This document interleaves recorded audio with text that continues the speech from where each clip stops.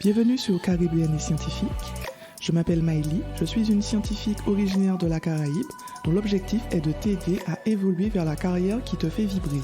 Chaque mois, tu pourras découvrir des parcours inspirants de scientifiques caribéens, mais aussi de précieux conseils et outils pour ta carrière. Je te souhaite une bonne écoute.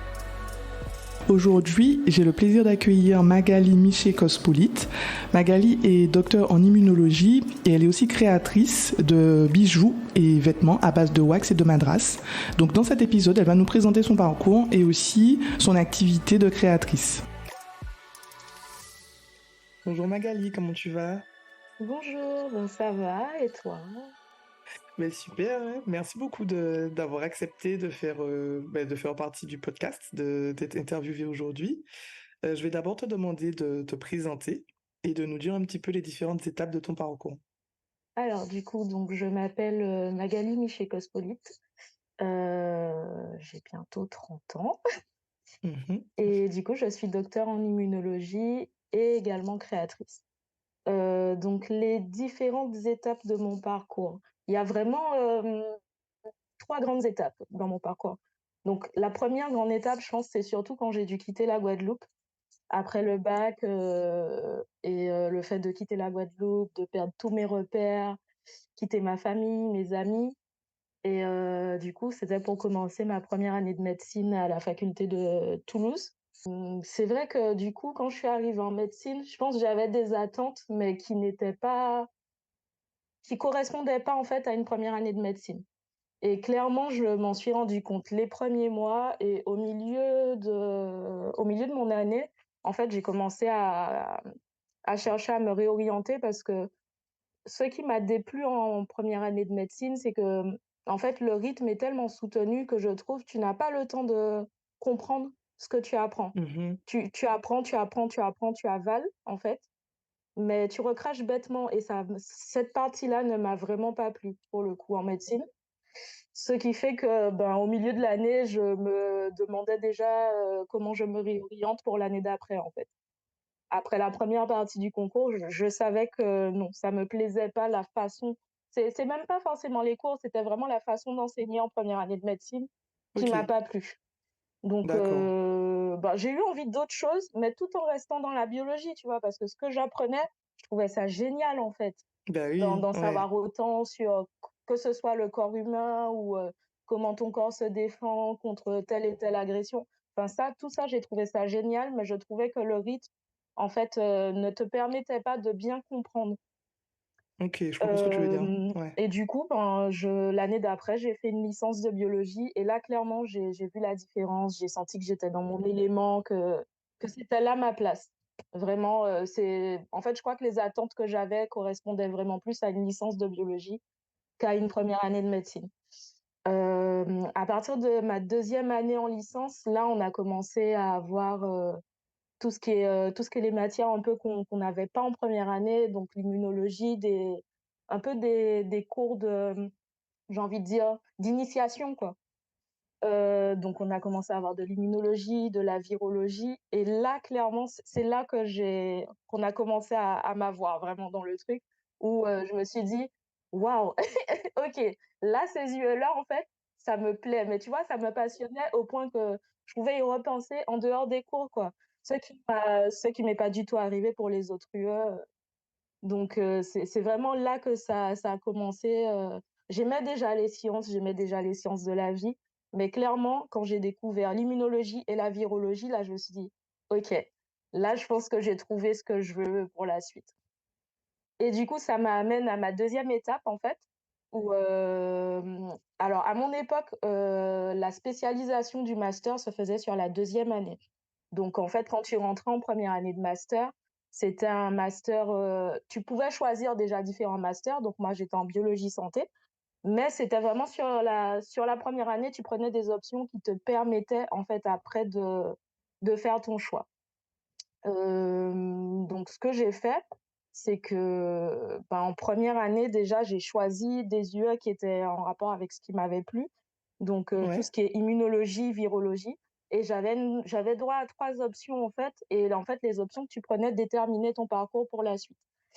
La troisième option, ça, j'avais le choix entre quelque chose de complètement basique Et il y avait une autre UE où il fallait, limite faire une lettre de motivation, parce qu'ils avaient très, très peu de place. On avait très peu de place, en fait, en master de biologie santé parce que c'était une UE qui était commune, aux médecines et aux élèves de pharmacie aussi. Et du coup, ça s'appelait, immunologie des maladies infectieuses et vraiment, tu vois, le programme de cette UE, mais c'était juste du rêve, en fait, pour ce que je voulais faire. Ça alliait, tout ce qui est immunologie, virologie, il y avait de la parasito, enfin, c'était vraiment, tu vois, global et j'étais très, très contente d'avoir été prise dans cette UE parce que je pense que ça a beaucoup influencé mon parcours.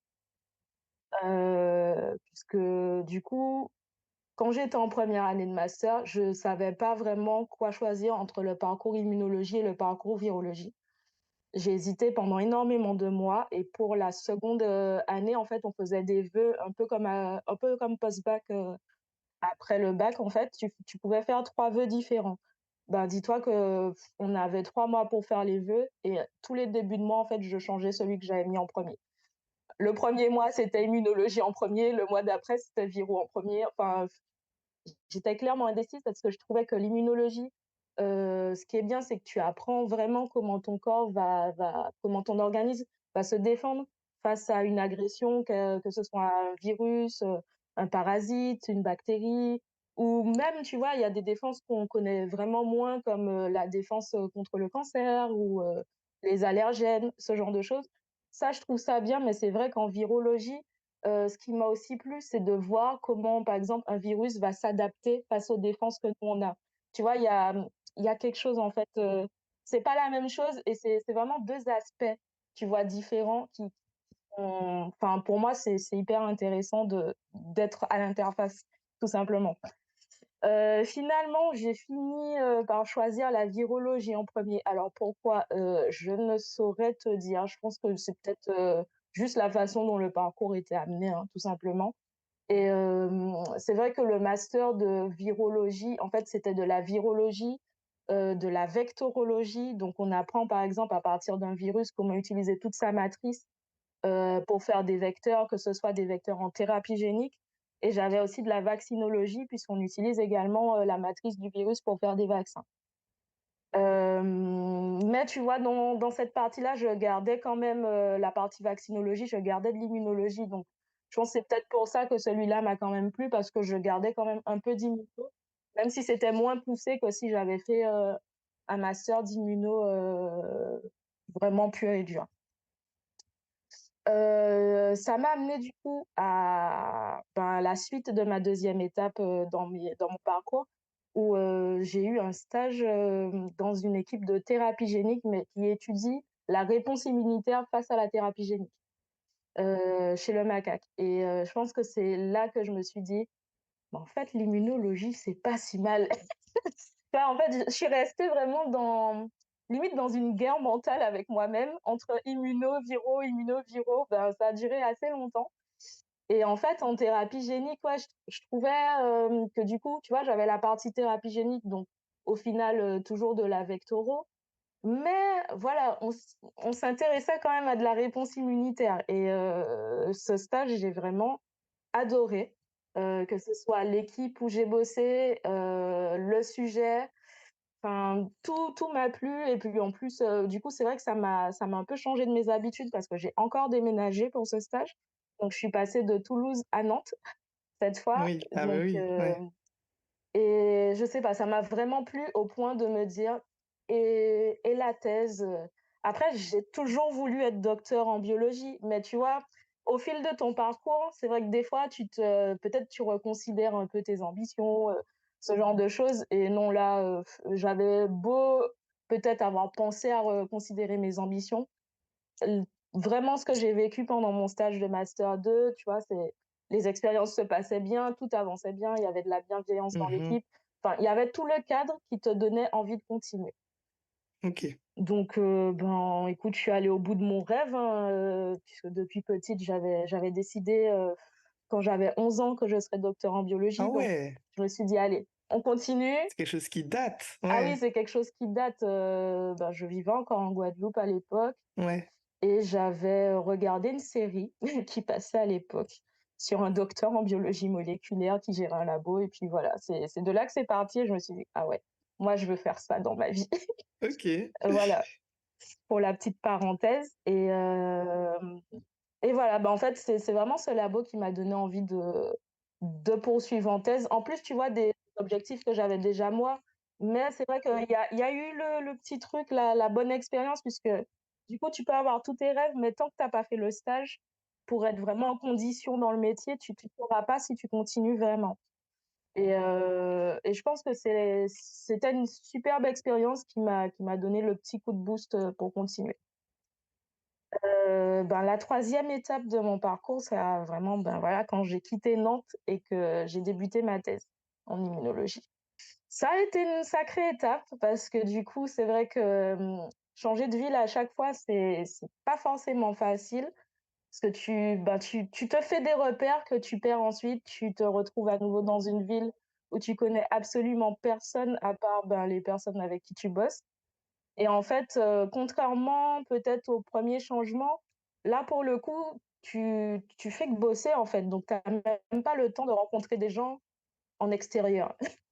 Tu as plus ce temps-là et c'est vrai que là, ça a été mon expérience de thèse. Je dirais pas qu'elle a été difficile, mais à moitié quand même, parce qu'en plus, thèse en plein covid, donc je suis arrivée, moins de 6 mois après, on était confinés. Ah ouais, Les seuls gens que je connaissais, c'était les gens de mon labo.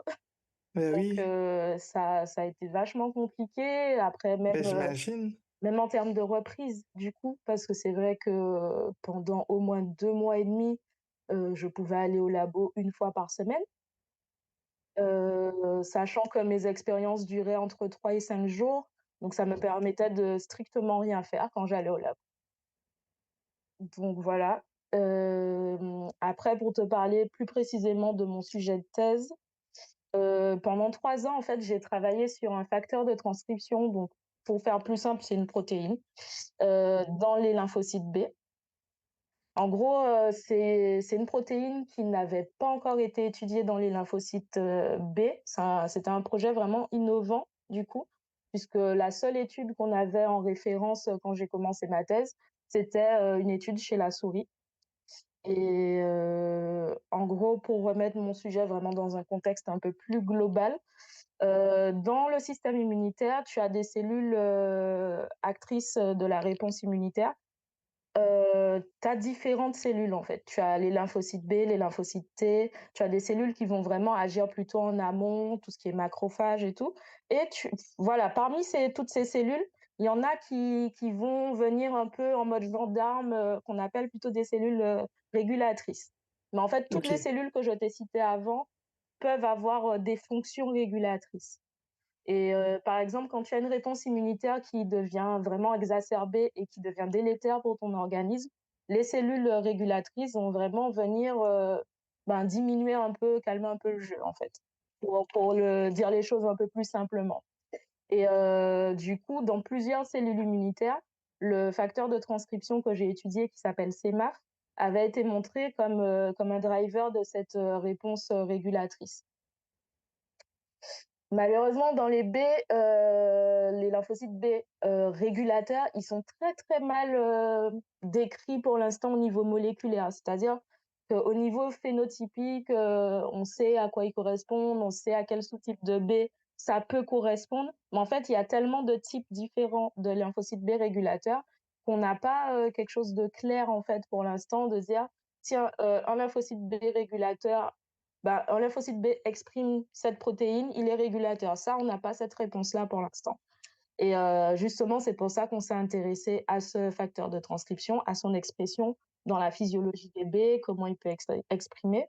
Et c'est vrai que nous, on est parti d'un résultat en fait de l'équipe juste avant mon arrivée, où ils avaient montré justement que cette protéine était surexprimée dans des lymphocytes B régulateurs. Donc mon rôle était vraiment de l'étudier en physiologie, donc moi je bossais sur des cellules humaines à partir de sang.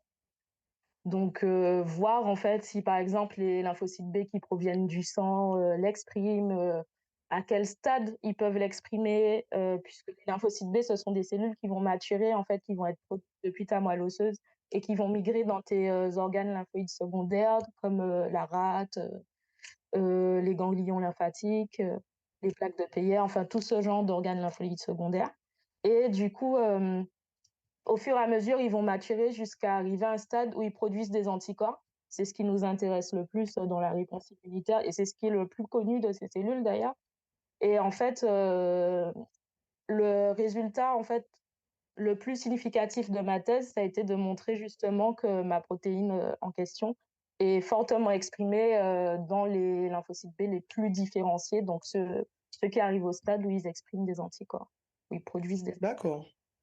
OK, et à partir de ce résultat, qu'est-ce que ça peut donner, en fait, pour la suite?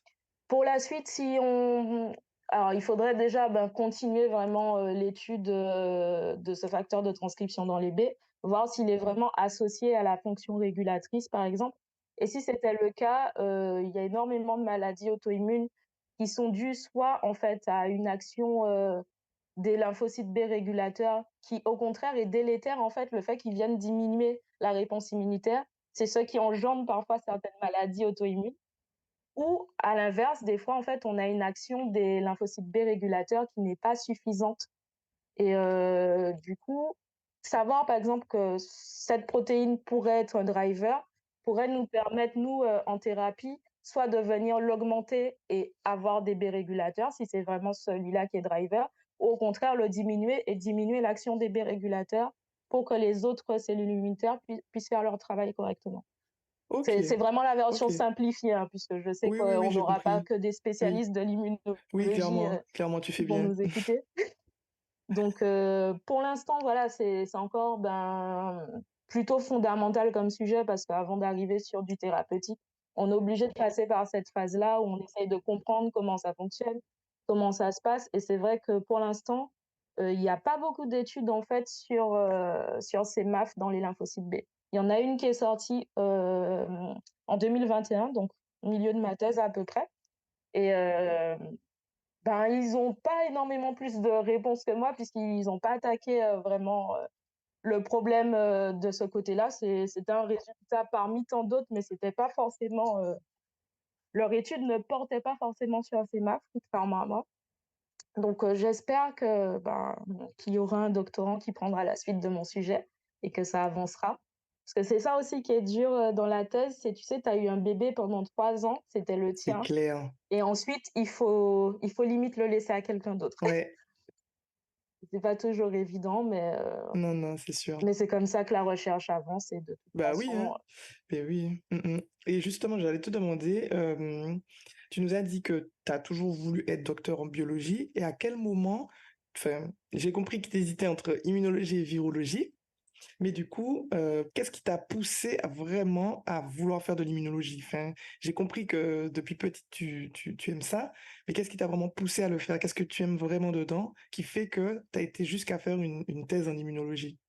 en fait, c'est vraiment, tu vois, le fait de comprendre les mécanismes par lesquels ton corps se défend. Peu importe contre quoi au final, peu importe que ce soit contre, virus, bactéries, enfin, juste comprendre, le fait de comprendre les différents mécanismes et en plus en immunologie, je trouve, ça avance énormément en fait la recherche.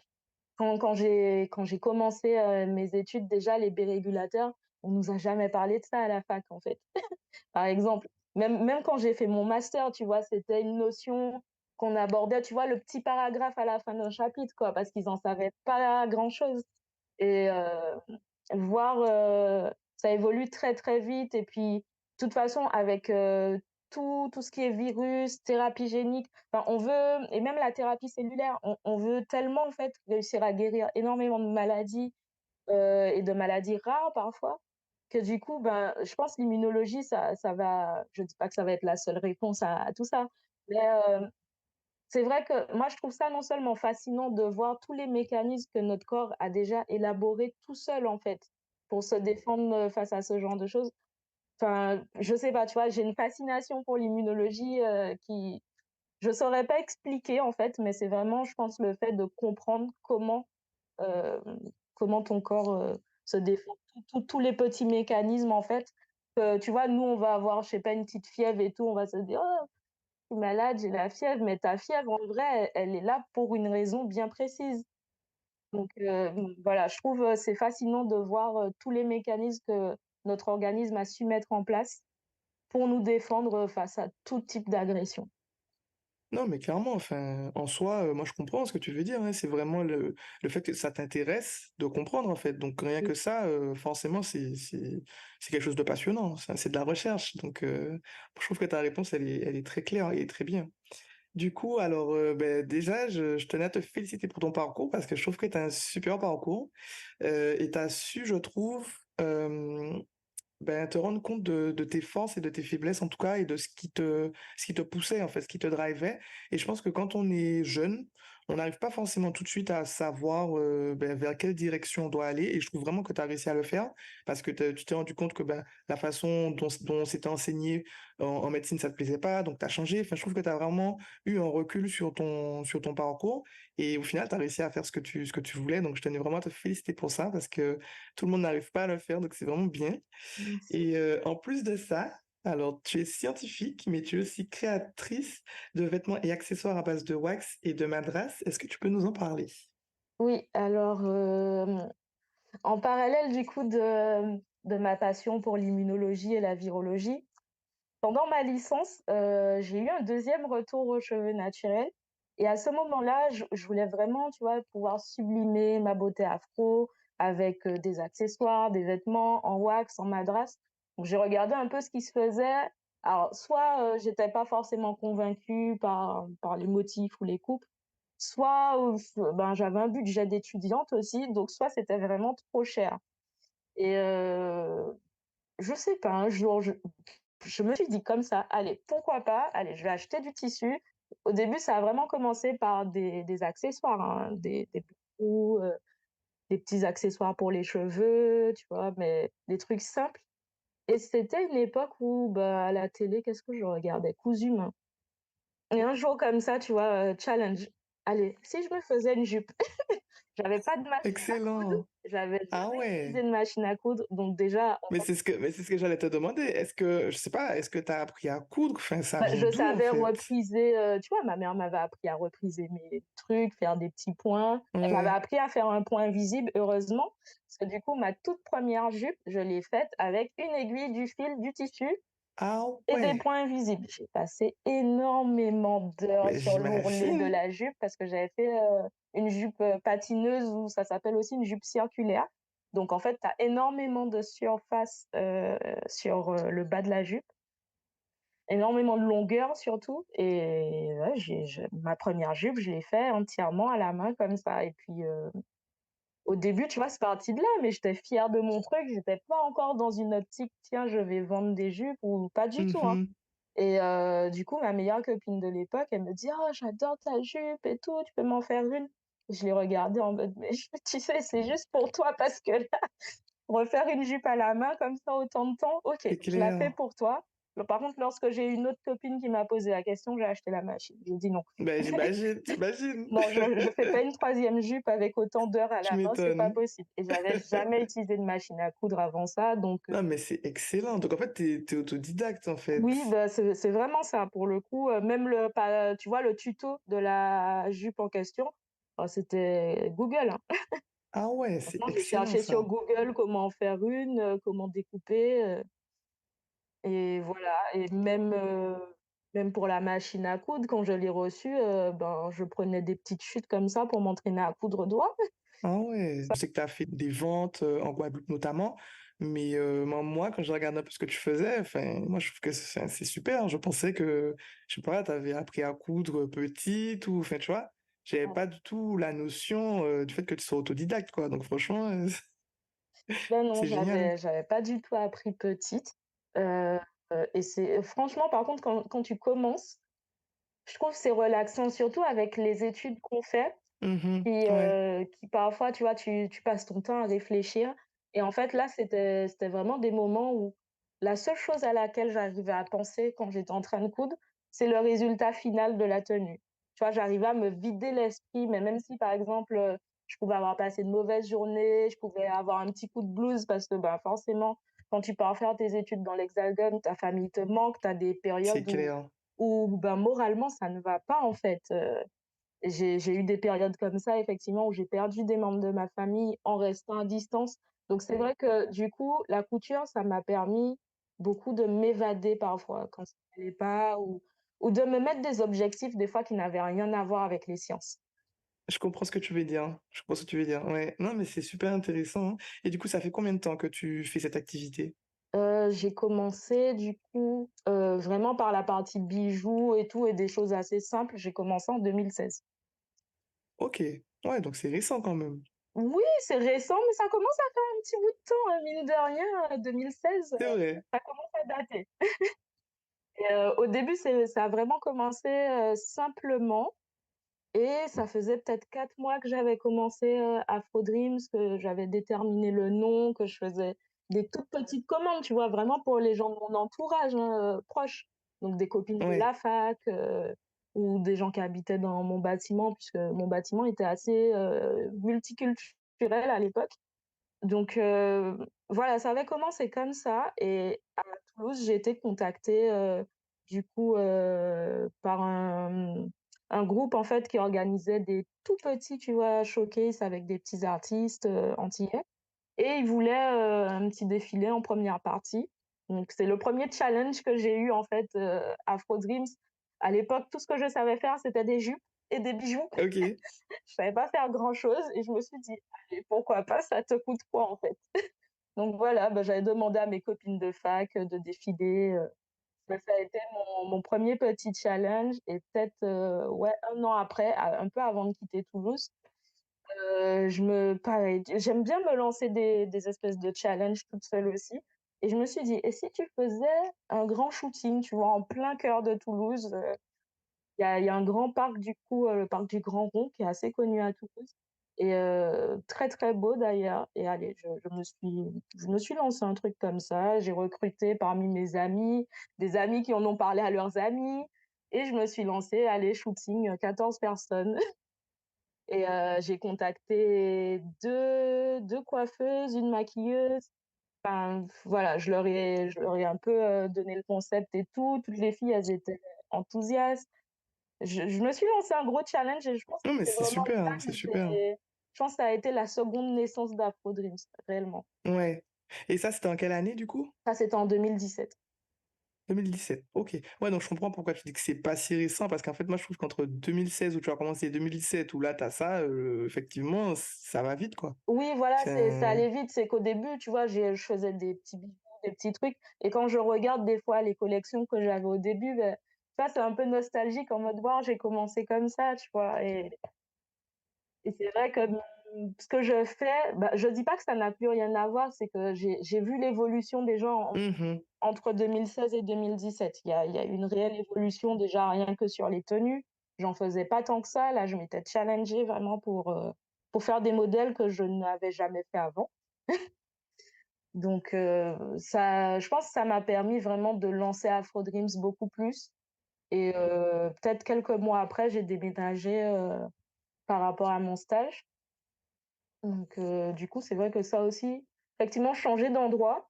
Quand je suis arrivée à Nantes, c'était une autre dimension parce que Nantes, au début, je connaissais strictement personne et sur les réseaux sociaux, j'avais vu une association antillaise, qui proposait une journée culturelle avec mh. des stands et tout et en faisant cet événement-là, j'ai rencontré toutes les associations antillaises de Nantes et il y en a beaucoup.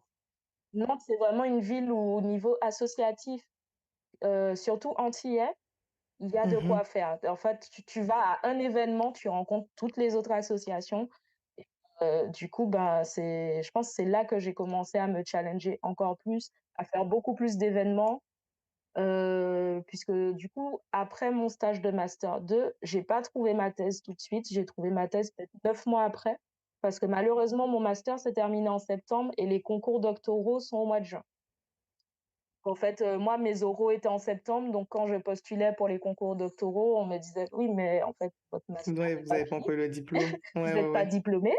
Et Mmh. donc en fait, je me retrouvais soit sur les demandes de financement qui avaient été faites très tardivement dans les laboratoires et ça n'a pas forcément fonctionné pour moi, soit, ben, voilà, j'ai dû vraiment attendre, d'arriver à juin de l'année d'après, quoi. Donc en attendant, j'ai passé mon année, vraiment sur Afro Dreams. Toutes les 2 semaines, j'étais quelque part. Soit j'avais un événement à Nantes, soit j'étais sur Paris, soit je retournais sur Toulouse. Enfin, j'ai eu un rythme assez soutenu pendant presque une année, sur Afro Dreams, avant de commencer ma thèse et je pense que c'est vraiment là où, en fait, j'étais partout, tout le temps. Pour le coup, encore au début, je tempérais et tout avec les cours. Là, j'avoue, j'avais arrêté de tempérer, et même là, du coup, depuis que ma thèse s'est terminée, c'était à peu près la même chose. Bah oui, oui, j'imagine. Parce que justement, j'allais te demander comment tu avais réussi à concilier ta thèse et justement ce travail de création. Est-ce que tu faisais les deux en même temps ou est-ce que c'est plus comme ça quand tu as des temps morts que tu refais un boost de vente ou de visibilité sur ta marque? J'ai quand même beaucoup fait les 2 en même temps puisque, Ok, au final, je sais que, par exemple, quand j'étais en troisième année de licence, alors j'avais, mes cours, j'avais un boulot et en fait, quand je rentrais du boulot le soir, comme j'étais en restauration, ben, quand je finissais à 23h, tu sais, tu as le surplus d'adrénaline quand tu as dû faire la fermeture. Je pouvais pas dormir avant 3h du matin. Donc en fait, je pouvais coudre jusqu'à 3h du matin, en fait. Tu vois, ça me calmait un peu, le temps de refaire descendre mon adrénaline parce que sinon j'allais me coucher, je dormais pas. Donc mais t'es quelqu'un qui dort pas beaucoup, je suppose. et pourtant, si tu savais, Non, parce que quand tu me en dis vrai, ton j'adore rythme, les grasses moi mat. j'ai besoin de dormir 8 heures, hein. Donc là, Non, moi, si je peux dormir 10 heures, tu vois, je suis bien. J'aime les grasses mais mat. En plus, c'est que j'aime dormir, mais après, je bossais que les week-ends, à l'époque. ok. Que les Hmm. week-ends et le dimanche, je faisais que le midi. J'avais mon dimanche après-midi. Donc c'est vrai que du coup, j'avais pas un gros contrat, mais c'était suffisant pour moi financièrement, ben, pour les études, puis pour la vie à côté en général, hein.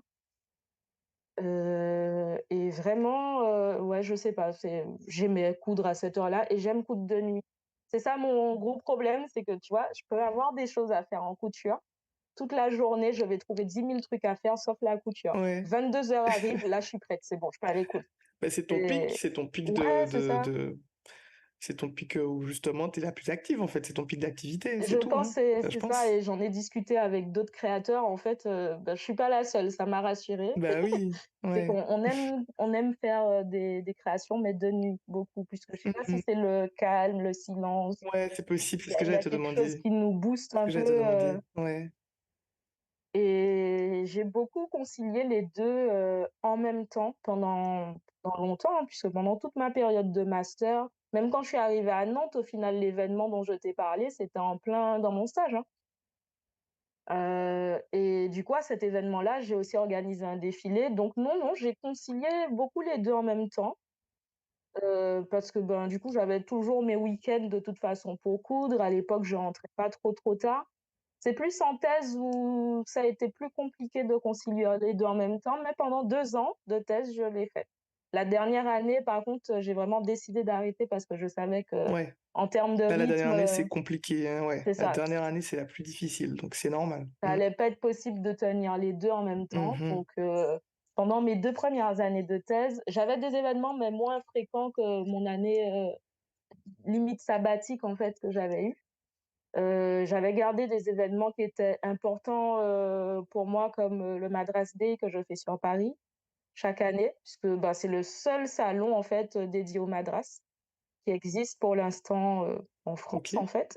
ouais. C'est top ça. Je Ah savais oui, même pas qu'il y avait ça, tu vois. ah bah, du coup, j'ai découvert ça quand j'habitais à Nantes et depuis, ben, j'essaye de le faire, tout le temps, à part la dernière année de ma thèse. Mais j'adore cet événement, vraiment. Il y a pas tu n'as pas droit à 1 gramme de wax, en fait. C'est vraiment du madras, du madras, du madras et je trouve ça génial parce que, bah, venant des Antilles, effectivement, on adore le wax, mais notre culture, c'est madras, en fait. Donc voilà et je pense que c'est le seul événement que je gardais, quand même pendant ma thèse. J'en ai pas fait beaucoup d'autres. Mais par contre, j'ai fait beaucoup de ventes en ligne, j'ai fait des shootings dès que je suis revenue en Guadeloupe pendant ma thèse. Donc c'est vrai que des fois, je profitais aussi, sur mes vacances pour organiser des trucs, puisqu'à chaque vacances pendant ma thèse, je suis rentrée en Guadeloupe. J'ai aussi, confectionné une tenue, pour une élection de Miss Ronde aussi, pendant ma thèse Ah ouais, c'est et génial. c'est Ouais. après ça que je me suis arrêtée. J'avoue que ça m'avait pas mal challengée parce qu'elle m'avait Bah, demandé de lui faire j'imagine. une Guadeloupe en madras, sur sa tenue. Donc et j'étais contente parce qu'elle a gagné, son élection, Ah! C'est Prestige, génial, Miss Monde Prestige et j'étais trop fière. c'est top. Alors du coup, ben, maintenant que tu as terminé ta thèse, qu'est-ce que tu as envie de faire? Alors maintenant, c'est vrai que du coup, après avoir passé 12 ans dans l'Hexagone, ce que j'ai envie de faire, c'est pouvoir rentrer chez moi et exercer chez moi, en fait.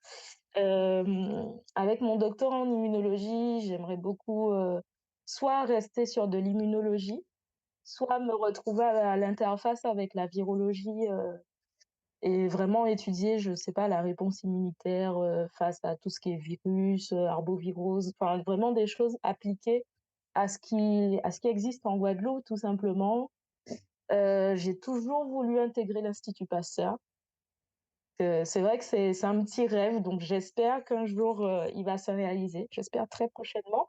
Parce que c'est vrai que ça a toujours été, un institut déjà qui m'a plu et puis surtout les sujets qu'il y a en Guadeloupe, notamment tout ce qui est entomologie, arbovirose, ça a toujours été quelque chose qui me passionnait et c'est vrai que j'aimerais pouvoir, amener mes compétences, d'immunologiste, là-dessus et vraiment qu'on trouve des solutions, pour que notre peuple arrive à s'en sortir avec, toutes les épidémies, que ce soit dengue, chikungunya. C'est clair. J'ai moi-même eu Ouais, le Zika et franchement, c'était pas une partie de plaisir, surtout sur les symptômes, qui restent, assez longtemps. Donc j'aimerais pouvoir, vraiment étudier ce genre d'arbovirus et heu et étudier justement les réponses immunitaires face à ces virus. OK. Et du coup, pour toi, est-ce que tu comment tu ressens un peu, enfin, le monde de la recherche en Guadeloupe? Est-ce que tu trouves que c'est assez accessible et que tu peux, bah, facilement trouver des offres ou, parce qu'à ton niveau d'études, enfin, pour être aussi docteur, je sais que quand je suis rentrée, c'était pas facile. Donc toi, qui es toujours là-bas, comment tu ressens un petit peu, la recherche en Guadeloupe ou dans la Caraïbe de manière générale? Bah, je trouve qu'en termes d'accès, c'est pas facile en fait, surtout quand on commence à être trop spécialisé. Heu, le risque, c'est qu'on oublie que justement le fait d'avoir un doctorat, c'est pas juste tu n'as pas juste un doctorat en immunologie. Tu as une compétence à aller t'adapter à n'importe quel sujet et c'est ça que je trouve qui est un peu dommage, c'est qu'on nous ferme un peu dans un domaine en se disant: «Non, il va pas» si en fait, si vous nous laissez le temps, on peut s'adapter à n'importe quel sujet, même si c'est pas de l'immunologie en fait et je pense que c'est ça qui est pas assez retenu avec le doctorat, c'est qu'en fait, on sait faire de la biblio, on sait sortir les données qu'il faut, on sait se former seul, que ce soit des techniques, que ce soit des compétences. En fait et c'est un peu oublié et justement, par exemple, dans mon domaine comme l'immunologie, qui est pas fortement représenté, hein, en Guadeloupe, ça devient assez difficile de pouvoir s'insérer, en fait, parce que comme on nous cantonne à notre domaine, ben, le truc, c'est qu'en fait, l'immunologie peut s'appliquer à tout ce qui est étudié. Je sais pas, prenons un exemple, récemment, le docteur Henri Joseph a montré, les propriétés, du coup, de la molécule, qu'il a dans le Virapic contre tout ce qui est virus ARN. En fait, un sujet pourrait exister, sur la réponse du Bien sûr. système immunitaire face, est-ce que ça booste la réponse du système immunitaire? Est-ce que justement, le fait qu'il y ait, moins d'ARN produit par les virus enfin la réponse du corps et sur ce genre de sujet, en fait, j'aimerais, tu vois, pouvoir amener mon expertise, mais il faudrait que, en recherche, on soit un peu plus ouvert sur les compétences de chacun et voir vraiment ce que chaque compétence peut emmener à un projet. Mmh. Ouais, Et ouais, ouais. c'est ça, Je c'est suis dans la très d'accord avec recherche ça. en Oui, de manière général et générale, du hein. coup, c'est vrai que, sur nos îles, le souci, c'est qu'on n'a pas forcément tous les sujets de recherche qui sont représentés et on le sent encore plus, en fait et c'est dommage parce que quelqu'un comme moi, tu vois, qui je suis partie en me disant: «Je veux rentrer chez moi». Bah, j'ai du mal à rentrer chez moi, en fait. Ouais, ouais, ouais, ouais. Et du coup, par rapport à ça, c'est quoi ta stratégie? Est-ce que tu penses essayer de rester un petit peu ou rentrer et regarder ce que ça donne? En gros, j'ai un peu une double stratégie, c'est-à-dire que j'essaye de voir ce que je peux trouver, là où je suis actuellement. mais qui me permettrait de rentrer plus tard. Donc, par exemple, là, c'est vrai que j'aimerais bosser, sur un sujet en rapport avec des arboviroses. Donc j'essaye de cibler des instituts Pasteur, qui bossent là-dessus, que ce soit sur Paris. Je guette un peu les sujets en Guyane aussi parce que je sais qu'ils sont pas mal dessus, sur tout ce qui est recherche sur le Zika.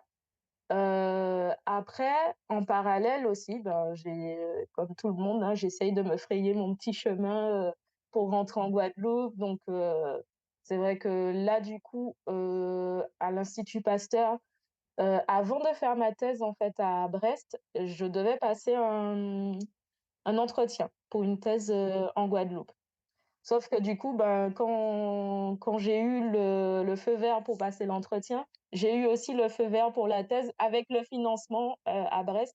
Donc bon, j'ai joué la sécurité, mais c'est vrai que du coup, ben, je surveille un peu ce que cette équipe-là, de l'Institut Pasteur publie parce que je me dis, tu vois, ce serait peut-être aussi une porte, une fenêtre, quelque chose. C'est vrai que j'ai désespérément envie de rentrer chez moi, donc s'il faut frapper à toutes les portes, tu vois, j'en suis là, en fait. J'en suis là parce que j'aimerais pas que tout ce que j'ai appris ne serve pas à mon île, en fait, ou ne serve pas à la Caraïbe en général. Ouais, Je on est d'accord. veux Bah, justement, en parlant de la Caraïbe, j'allais te demander, parce que tu vois, moi, je suis martiniquaise, mais je travaille en Guadeloupe, parce qu'en fait, bah, j'ai pas tout de suite trouvé ce qui me convenait en Martinique. J'allais te demander, est-ce que toi aussi, t'es ouverte, même si t'es guadeloupéenne, à aller travailler en Guyane, à aller travailler dans une île de la Caraïbe, parce qu'en fait, moi, ce que je remarque, c'est qu'effectivement, quand on est originaire d'une région, c'est super, enfin, c'est top si on peut revenir dans la région, mais des fois, on pourra pas. C'est ça. Donc, stratégiquement, je trouve que se rapprocher, ça peut quand même être bien parce que derrière, ça ouvre quand même des opportunités et ben, ça fait créer son réseau au final au niveau de la Caraïbe qui fait que ben, si vraiment dans 5-10 ans on veut retourner sur notre île ou plus tôt, ben, ça sera aussi plus facile parce qu'on se sera frayé un réseau. Et toi, qu'est-ce que tu penses de ça? Moi, je pense que, bah, au final, même en dehors de la Caraïbe, hein, retourner sur une île, tu vois, qui a les mêmes problématiques que la nôtre, que ce soit dans la Caraïbe, que ce soit dans les îles françaises, dans les îles anglaises, puisque j'ai pas mal aussi regardé, ce qu'ils avaient au niveau de l'université des West Indies. Et je suis pas du tout fermée, au contraire. Au contraire, je me dis que ça peut être qu'un plus, en fait, pour ma carrière, d'aller sur une autre île ou d'aller en Guyane ou je sais pas, j'ai même postulé à Madagascar, tu vois? C'est pour te dire que Mhm, je oui, oui, suis oui, pas oui, il y en a fermée. si tu passes par Madagascar, c'est vrai. C'est surtout que en fait, je me dis: «J'aimerais, tu vois, retrouver ce cadre de vie que j'ai perdu en venant ici, en fait».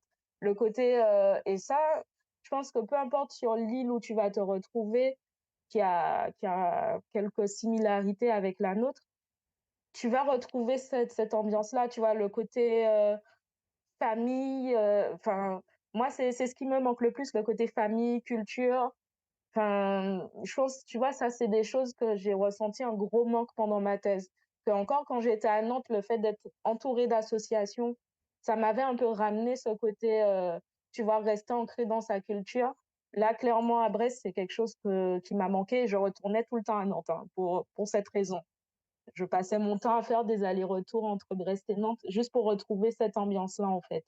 Et même là, tu vois, quand je suis venue en vacances, bah, comme tu disais, j'ai fait quelques expositions en Guadeloupe et ça m'a énormément manqué et même, du coup, j'ai rencontré la créatrice de la Créacase, j'ai rencontré énormément de jeunes comme moi qui sont partis, qui sont revenus, qui arrivent à s'établir en Guadeloupe. Enfin, ça me donne encore plus envie de rentrer chez moi. Ben, c'est sûr, c'est sûr, c'est sûr. Et de Mhm. voir qu'on Mais a justement, tous les mêmes ouais. problématiques, tu vois, à revenir et que Oui, non, ben c'est oui, c'est tout le monde hein, qui a des difficultés à revenir, tout le monde. Donc mmh, c'est sûr que faut pouvoir se frayer un chemin, mais je trouve que dans les sciences, c'est encore plus compliqué. Enfin, je trouve que c'est un peu plus compliqué parce que on crée pas un labo comme ça, hein. non, c'est ça, Enfin, il faut des moyens, il faut des financements. exactement. Il y a des structures qu'on peut créer plus facilement. Dans les sciences, c'est compliqué. Donc, je C'est pense plus qu'il faut vraiment avoir compliqué. une stratégie de retour. Réfléchir en amont à est-ce que je regarde déjà comme ce que tu fais, les équipes, ce qu'elles font. Est-ce que je me positionne sur un postdoc qui pourrait potentiellement ensuite me permettre de revenir? Je pense que c'est des stratégies. Si on réfléchit pas à ça un peu en amont, ça peut prendre un peu de temps, Oui, c'est tu ça. vois. Donc, je trouve que c'est vraiment ce qu'il faut faire. Et tu nous as dit justement que c'était assez difficile pour toi d'être loin de ta culture, enfin, que justement être loin de ton île, c'était compliqué. Et en plus, tu nous as dit qu'au début de ta thèse, t'as subi le Covid comme tout le monde. Comment tu as réussi à surmonter tout ça, justement? Je pense, surtout pendant la partie covid, je pense que ça a été beaucoup le soutien de la famille. Tu vois, j'ai toujours eu ma famille qui m'a c'était mes premiers supporters, ma mère, mon oncle, vraiment, c'est mes supporters numéro un, tu vois? Même pendant ma thèse, s'il y a eu des moments pendant l'écriture où j'avais des baisses de morale ou quoi que ce soit, bah, ils m'appelaient, limite, ils se relayaient pour m'appeler, tous les 2 jours en mode, tu vois, full motivation. Et vraiment, du coup, il y a la petite, phrase que tu avais publiée sur Instagram là, ça m'a vraiment rappelé des souvenirs, en fait, de phrases que soit mon oncle, soit ma mère m'ont dit, en fait, qu'il faut pas oublier qu'on vient d'une petite île, mais qu'on descend de guerriers, en fait. On lâche rien, on va tout donner et tu vois, même, la petite phrase qu'on aime bien sortir en mode chauvin, genre «Guadeloupe, terre de champions» ou ce genre de Oui, oui, phrase, en oui, fait. oui. Mais Ouais, on se rend ça pas compte, motive. ça motive Ouais. et puis, Mm. tu as des petits trucs comme ça, tu vois, que tu te dis: «C'est pas juste pour moi, tu vois, que je suis en train de me battre là, je me bats pour tous ceux qui viennent après moi aussi. Il faut qu'ils puissent voir que c'est faisable, en fait». Et je pense que face à tout ça, tu vois, le jour de ma soutenance de thèse, j'ai eu, le professeur Raymond Césaire dans mon jury et du coup, à la fin, vraiment, juste avant de me dire que j'obtenais le grade de docteur, il m'a dit une phrase que je crois qu'il va rester je pense que ça, c'était mon plus beau moment, vraiment de thèse. Quand il m'a dit: «Mais, vraiment, vous faites la fierté de la Guadeloupe», je te jure, j'avais les larmes aux yeux parce que c'était, tu vois, l'apogée l'accomplissement de limite toute une vie. Pas vraiment, en fait, mais tu sais, là, du coup, quand tu viens d'enchaîner 12 ans et que tu as tout donné, tu vois, pour ce moment précis et je pense cette phrase va rester, mais justement, après cette phrase, ce qu'on veut, nous, c'est pouvoir rentrer chez nous. C'est clair, c'est clair, c'est clair. On veut Ouais, ouais, pouvoir je faire comprends la vraiment ce que fierté tu de veux la dire. Guadeloupe en Guadeloupe, ensuite. Ouais, bah oui, oui, oui. Ben non, mais c'est sûr, c'est sûr. Et justement, alors, qu'est-ce que tu aimerais dire aux jeunes qui ont peut-être peur de faire une thèse ou qui souhaitent suivre un peu ta voie? Je leur dirais en vrai, tout est une question de motivation, de détermination. Je n'avais pas les meilleures notes en master pour quelqu'un qui voulait faire une thèse. On me l'a beaucoup dit, pendant pas mal de mois quand j'ai postulé à des thèses. Ça ne m'a pas empêché de faire une thèse, ça m'a pas empêché d'être diplômée. En fait, faut pas s'arrêter forcément qu'aux notes. Faut se donner, en fait. Il faut sentir que ça si que c'est quelque chose qui vient de vos tripes et que vous aurez des regrets si vous ne le faites pas, allez-y, allez-y. J'ai pas eu la meilleure expérience de thèse, mais par contre, je regrette absolument pas d'avoir fait une thèse. Parce que le sentiment qu'on a quand en fait, on est allé au bout de son rêve, parce que c'était vraiment un rêve pour le coup. Si c'est votre rêve, allez-y. En vrai, je pense que de toute façon, quand on veut quelque chose, il faut y aller, il faut se donner les moyens d'y aller. Forcément, oui, on me dira, je sais pas, partir faire les études dans l'Hexagone. Financièrement, ça coûte, oui. Mon prêt étudiant va me le rappeler très bientôt, comme, nous tous. Mais faut pas que ce soit un frein, au contraire.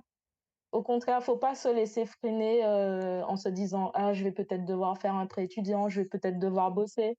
J'ai eu un prêt étudiant, j'ai bossé pendant mes études, mais en fait, si vous voulez, vous pouvez. Faut pas se limiter et c'est surtout sur ça que je vais rester, comme phrase pour les futurs, docteurs guadeloupéens, je l'espère, hein. On compte sur vous. Faudra prendre la relève. Heu Si vous voulez, allez-y. Si c'est ce que vous voulez faire, si c'est ce que vous rêvez de faire, allez-y et même si vous changez d'avis en chemin, allez-y quand même Bah bien et sûr, il y a aucune bah oui, on n'est mauvaise pas idée, figé à on faire, n'est pas bien figé. sûr. Si vous voulez Mm, mm, avoir tout à fait. actuellement, je pense ma génération, on aime bien avoir, plusieurs compétences à nos arcs aussi. Oui, Si vous voulez avoir d'autres compétences qui n'ont rien à voir avec les sciences, allez-y aussi. Faut pas se figer, faut pas se dire, «Peut-être que je ne pourrais pas et si». Faut y aller. Justement, on vient d'une île, on est des guerriers, on peut tout faire. Voilà, mais justement, je pense qu'il faut tout il faire. faut C'est-à-dire tout que faire. je pense que maintenant, on peut pas se permettre de faire qu'une chose, en fait, C'est parce ça, qu'on ne sait pas, maintenant tout ce qui évolue, faut savoir faire plein de choses. Je pense que justement, exactement. c'est vers ça qu'il faut aller. Donc, je suis 100% d'accord avec toi. Et justement, si on veut retrouver tes créations ou acheter tes vêtements, tes accessoires, comment on fait? Alors du coup, pour me retrouver, donc je suis sur Facebook, sur Instagram, donc c'est Afro Dreams, donc AFRODREAMZ, il y a un Z à la fin.